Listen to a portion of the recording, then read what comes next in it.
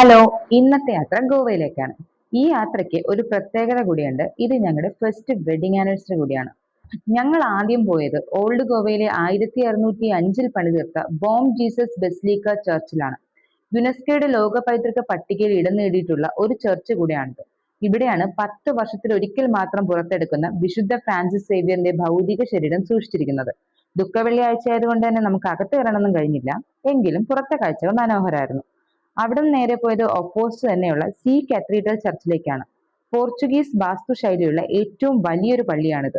Vasco da Gama ഇന്ത്യയിൽ വന്നതിന് ശേഷം വെറും 12 വർഷം കൊണ്ടാണ് പോർച്ചുഗീസുകാർ ഗോവ പിടിച്ചെടുക്കുന്നത്.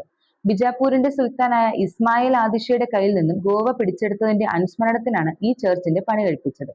യുദ്ധം ജയിച്ച ദിവസം ഫീസ്റ്റ് ഓഫ് സെയിന്റ് കാത്രീൻ ആയതിനാൽ ഈ പള്ളി സെയിന്റ് കാത്രീന് അർപ്പിക്കപ്പെടുകയും ചെയ്തു എന്നാണ് പറയപ്പെടുന്നത്.